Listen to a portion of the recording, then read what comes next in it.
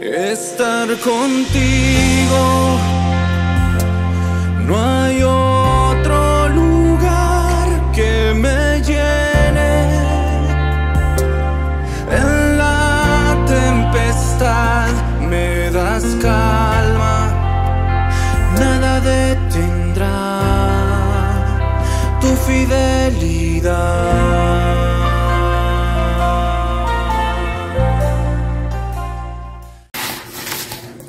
Muy buenos días, amados hermanos.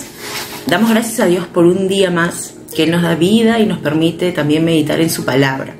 El día de hoy, domingo 12 de marzo, pues nos toca leer el libro de 1 de Samuel, el capítulo 21, los versículos del 10 al 15. Y el título de nuestro devocional es Crisis superada con engaños. Vamos a continuar viendo acerca de la vida de David. Y bueno, vamos a orar antes de meditar en su palabra. Gracias te damos, Padre Celestial, por este tiempo que tú nos permites tener contacto, Señor, contigo a través de tu palabra. Te pedimos que seas tú trayendo esa revelación, Señor, y que podamos tener el entendimiento de lo que tú, Señor, has dejado escrito en tu palabra para estos tiempos, para nosotros también, para que nuestras vidas puedan ser transformadas, Señor, a la luz de tu verdad, Señor. Gracias por este hermoso tiempo. Lo ponemos todo en tus preciosas manos, en el nombre de Jesús. Amén y amén. Vamos a leer los versículos del 10 al 15. Dice así la palabra de Dios. Se levantó David aquel día y huyendo de la presencia de Saúl, se fue a Aquis, rey de Gat.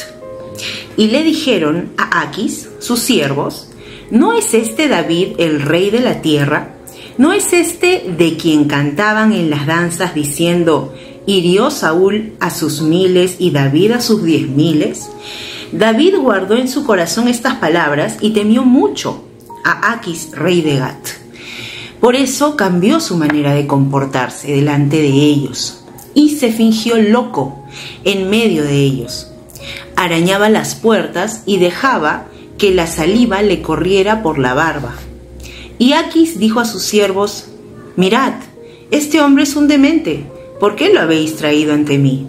¿Acaso me hacen falta locos para que hayáis traído a este a hacer sus locuras delante de mí? ¿Va a entrar este en mi casa? Vemos en la palabra de Dios nuevamente la situación en la que se encuentra David, ¿verdad? Sabemos que ya de un tiempo a esta parte es Saúl el que lo persigue, Saúl el que tiene mucho rencor y mucho enojo contra David, algo que en realidad David no se lo había ganado, no era algo que David se merecía. Sin embargo, era algo que lamentablemente David estaba pasando, ¿no? Y en este caso se trataba de la persecución de Saúl, ¿no? Con la única finalidad de quitarle la vida, ¿no? Eso es lo que estaba pasando David, ¿no? Y en estos versículos que nosotros leemos vemos que él va a Gat, ¿no? A donde se encontraban los filisteos, ¿no? Que habían sido y que eran enemigos, ¿verdad?, de años del pueblo de Israel.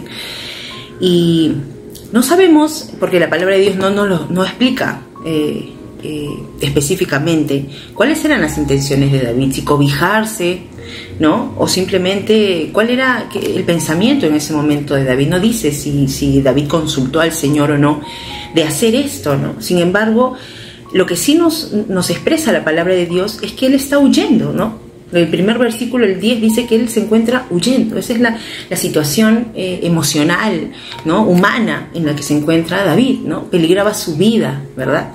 Y bueno, obviamente entendemos que David estimaba su vida, no solo quizás por el hecho de querer vivir únicamente, sino porque él confiaba en Dios, ¿no? Porque él, desde muy joven, él había sido ungido por el profeta Samuel para que él en un futuro sea el rey de Israel, ¿no? Pero él estaba esperando el tiempo de Dios, ¿no? Él había sido muy respetuoso, muy prudente, ¿no? Y aún con Saúl, sabiendo sus intenciones, él simplemente se conducía bien con él, con su amigo Jonatán, hijo de Saúl. Entonces realmente no era algo que David se merecía. Sin embargo, era algo que David estaba pasando y él estaba huyendo, porque obviamente lo que quería Saúl era quitarle la vida, ¿no? Entonces, realmente él estaba pasando un momento muy difícil, ¿no? Por el cual a veces nosotros podemos pensar que en estos tiempos de repente nadie está amenazando nuestra vida, entre comillas, como Saúl lo hacía con David, pero sí hay situaciones que a veces sentimos que son muy fuertes, ¿no? Situaciones que de repente sentimos que es como una opresión que de alguna forma atentan contra nosotros mismos o nuestra familia, nuestro testimonio, nuestra integridad, nuestra dignidad, situaciones que nos hacen sentir muy vulnerables como se sentía David. Pero ¿qué es lo que él hace, no? Él dice la palabra de Dios que los siervos de Aquis, ¿no?, del rey de Gat, recuerdan de David, ¿no? Y lo identifican como aquel de quien cantaban que él había herido a 10.000, mientras Saúl había herido a 1.000, ¿no? O sea, como alguien realmente muy poderoso. Entonces esto lo hacen ellos con el fin de que el rey de Gat, Aquis, reaccione, ¿no? Y pueda producirse algo en contra de David, ¿no? A lo cual David, al escuchar eso, teme nuevamente por su vida. ¿Y qué es lo que hace? ¿Cuál es la estrategia que usa David? Es de hacerse pasar por un demente, ¿verdad? Dice la palabra de Dios literalmente que él hacía correr saliva por su barba, ¿no? Y que escribía como un demente, como un loco en las paredes, en las puertas, ¿no? Entonces realmente la situación que estaba pasando David era muy difícil, ¿no? Era muy difícil. Yo no puedo imaginar de encontrarme en una situación así, ¿verdad? Y en ese momento él apelar a una estrategia como esta, ¿no?, que obviamente lo llevaba a humillarse, ¿no?, una situación humillante delante de las demás personas, ¿verdad? A él no le importó en ese momento. O sea, es evidente que él no quería morir, él no quería enfrentarse a los filisteos y morir, ¿no? Él quería salvar su vida de alguna forma, ¿no? Y bueno, en medio de todo esto, la misericordia y la gracia de Dios lo sostuvo, ¿no? Y lo guardó y lo cuidó, porque así es nuestro Dios, porque nuestro Dios siempre está con nosotros, Él nunca nos deja.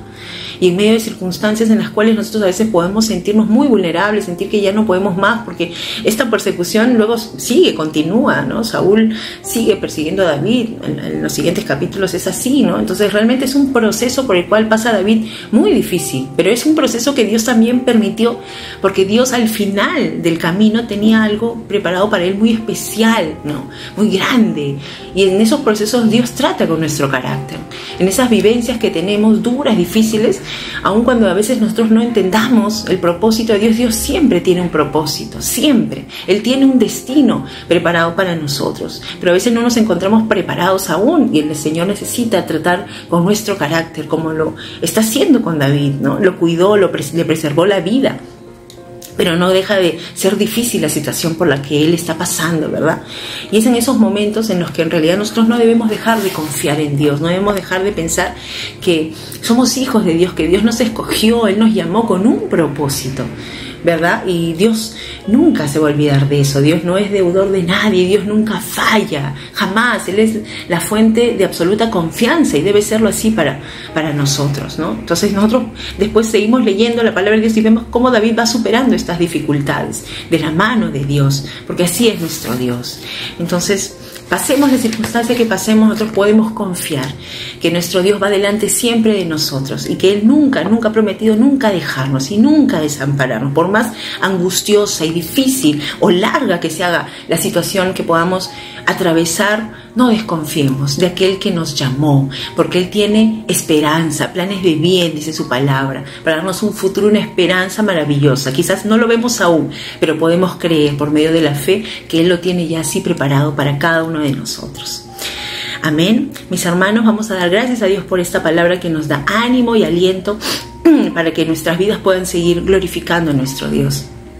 Te damos gracias, Papá lindo, por tu palabra, Señor, por mostrarnos a través de la vida de David que aún en medio de las dificultades, Señor, tú nos has llamado con un plan a cada uno de nosotros, un propósito único, Señor, especial para cada uno, Señor. Somos valiosos para ti, somos tus hijos, Señor, y tú quieres, Señor, cumplir esos propósitos en nuestra vida. Aún si estamos pasando dificultades, Señor, te pedimos que tu paz que sobrepasa todo entendimiento siempre sea guardando nuestros corazones y nuestros pensamientos pensamientos en ti, que perseveremos en ti, que perseveremos en tu palabra, Señor, porque tú eres fiel, Señor, porque tú tienes, Señor, planes de esperanza, de bien para nosotros, Señor, que nunca dudemos de eso, papá. Gracias te damos por este tiempo, por tu palabra bendita, Señor, que nuestras vidas, Señor, te puedan glorificar, Señor, así también como lo hizo, Señor, tu siervo el rey David.